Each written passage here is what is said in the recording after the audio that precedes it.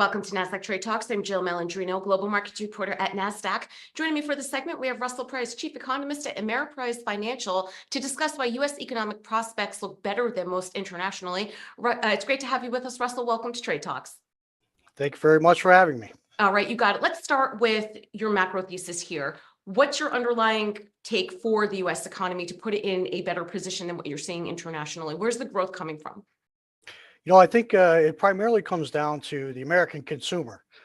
Consumers are always the most important aspect of economic outlook. They account for 70% of total U.S. economic activity. And U.S. consumers are in better financial health than I think in most other places of the world. The U.S. government provided added stimulus than did most other countries. And that's still providing them with excess savings still on the sidelines, not fully what it once was, but still a fair amount to further propel spending throughout 2024. Right. And of course, another big part of the story as well is what's going to happen with the Fed, what's happening with inflation and Fed policy going forward. There's that debate between 100 basis points, 150 basis points, 6 times this year. What is your base case for Fed interest rate policy for 2024? Yeah, I do. I think we'll get to the Fed's target on inflation, core PCE year-over-year rate of around 2%, probably by about the middle of the year, maybe a little bit sooner in the June timeframe. And that should enable the Fed officials to begin cutting their rates. I think March, that the market is somewhat pricing in, is probably too soon. I think it's more likely to come at the May 1st or mid-June meetings as far as the first cut goes. And I think we'll get 1 full percentage point cut in the Fed funds rate this year. So 4 25 basis point cuts throughout the year. And I think that'll be supportive, not just for the economy, particularly the housing market, but also for market valuations and, of course, fixed income returns. And part of being able not to bet against the consumer, of course, is we have a really healthy labor market here. And with companies seeming to be very dynamic and navigating in the post-COVID economy, what are your thoughts in terms of unemployment? Will we remain where we are right now? Do you see any uptick or things just stay status quo?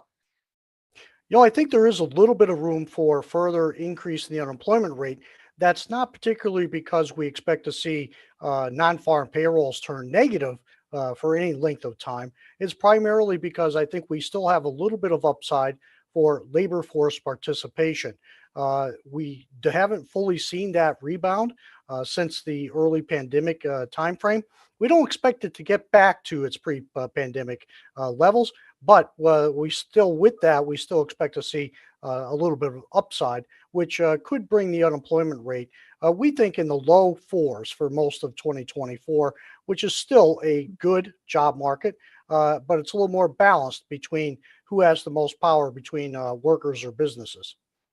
And while corporate balance sheets have been resilient in the post-COVID environment, federal debt and deficits not doing quite as well. What are your thoughts there? Have we hit an inflection point here to turn the debt and deficit issue around?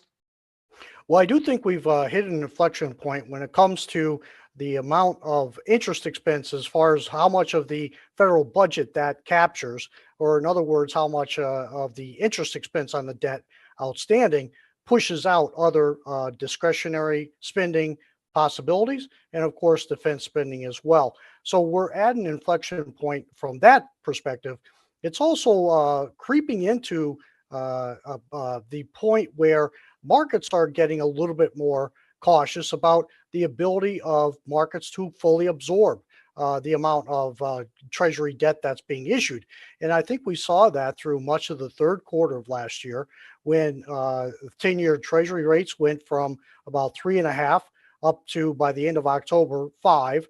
And that was really largely corresponded with the time frame in which the Treasury Department was issuing additional securities in order to rebuild its checking account, so to speak, how much they have on their balance sheet. Because with the debt ceiling fight, they had driven it down to approximately 25 billion. By the end of October, it was over 800 billion. So that additional issuance of Treasury to restock the checking account That's for the most part concluded.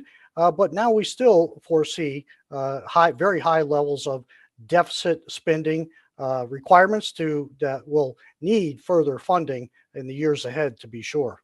Right. But I mean, how sustainable are we able to continue to just write checks to refill those coffers? I mean, is that even a sustainable strategy? Well, no, not over the longer term, that's for sure.